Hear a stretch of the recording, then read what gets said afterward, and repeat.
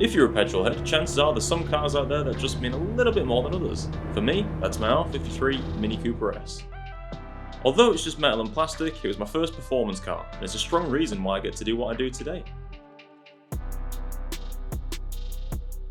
So, I bought this car when I was 19, did a load of modifications to it, took it to car shows every other weekend and had an absolute blast with it. The time then came when I needed to buy my S2000, so this had to be sold because I needed the money. Fortunately, my dad liked this car, he's always had his eye on it, so he offered to buy it, which worked for me quite well. Many years later, like an idiot, I decided to buy it back, just in a bit more of a rundown state. Like all great cars, it didn't even turn on. So I ran through the usual suspects and went down the rabbit hole of trying to get it started myself.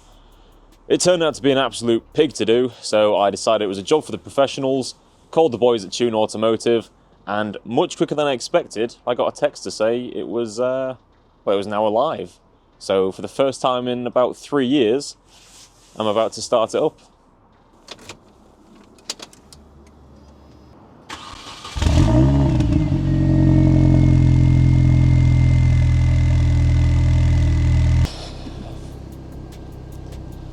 And that is a noise I've not heard in about maybe 3 years.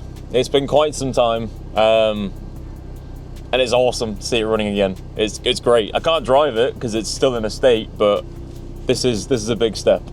Yeah. Wonder if it still sounds the same.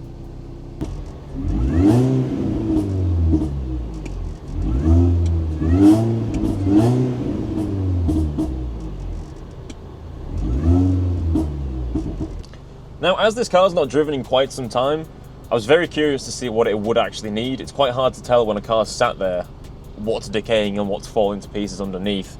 So Luke did actually take this car to go and get its MOT test. Not to get tested in order to pass, but more just to find out what the car actually needs. And it's quite a good list. It's not terrible, it did obviously fail, but it's failed on things that are easily rectifiable. So we've got fog lamp not working, basically bulbs. We've got 3 bulbs that I need to sort out. The steering rack boot is either torn or it just got a tiny hole in it, so that'll get replaced. Brake pipes, this is probably the biggest one we've got on the list, but at the same time it's really not that bad, so we'll redo the hard lines all the way around and then we'll just be good for a good number of years moving forward. It's already got braided lines on the front, so they'll tie quite nicely with those new lines as well. Next up is tyres. They've only given it an advisory, there's a little bit of cracking. I think I might drive on them just for a tiny bit. They are winter tyres, so they might see me through until maybe spring.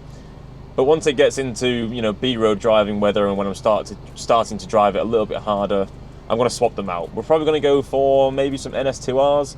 They're a very good tyre. The boys at Tune can get them quite easily, and I know how good they are because I have them on my S2000, so they're a good tyre. So as you can probably tell, the ride height on this is standard. It used to have a set of AP coilovers on it, but I had to sell them when I sold the car. So the ride height is still like a monster truck, but we do still have a couple of little goodies. So inside here, there's a bit of a backyard special intake.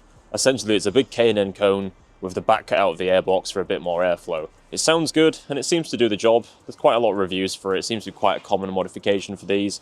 I do also have a 17% supercharger pulley, so that gives it a couple more ponies. It's nothing crazy, but when it's tied in with a couple of other modifications, it's essentially the best stage 1 package you can do to these things.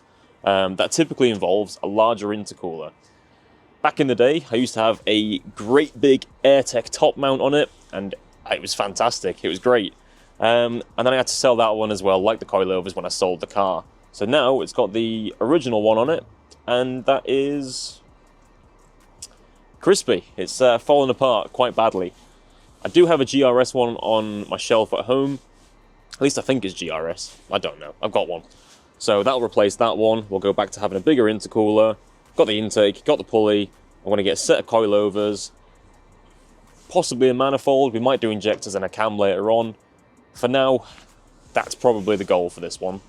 I don't know whether it's going to be a track car because I've sort of snookered myself here. This was meant to be a track car when I first bought it. I then decided the S2000 was going to be my track car and kitted that out. Took the S2000 on track and had an absolute blast. But this is considerably cheaper, so it makes more sense to use this one as the track toy and then maybe save the S2000 for the very special occasion track days. But I'm not sure. I don't know. Should this be a track toy and replace the S2000? Should it be a pointlessly fun daily driver? Or should I go for something a little bit in between, where I'll do the occasional track day in this, a little bit of daily driving, some B-road bashing, or do I turn it into a show car? As you can tell, I have no idea what I'm doing with my cars. I just sort of accumulate them and then go, ooh, should have thought about that one. So as you can probably tell from the state of this thing, it's not been detailed or really cared for too well, if I'm honest.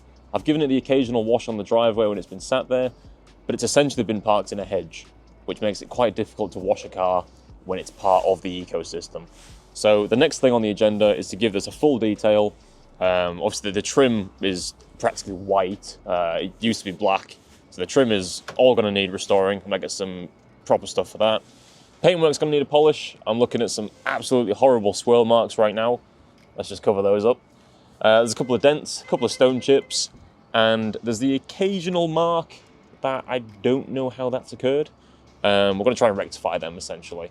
It's a good car, I love it to bits, so we're going to try and make it pretty again. So hopefully, the next video is a bit of a detail. If you want to see more of these videos and you want to see a bit more of the progress of this build, just let me know. I say it's a bit of an open-ended book. I don't quite know what I'm doing with it, if I'm honest, so the comments section is where you should drop some ideas. What should I do with it? What do you think of it? Let me know.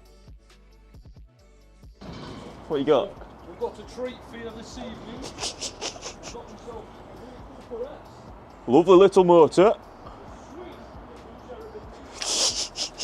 Fuck. I can't talk. Wow, it starts! No, I don't know how I'm doing the shots. I don't want to, like, waste that first start, you know. I started it yesterday. Oh, great. Now it's only going to get 2 cranks to the starter. Fuck's sake.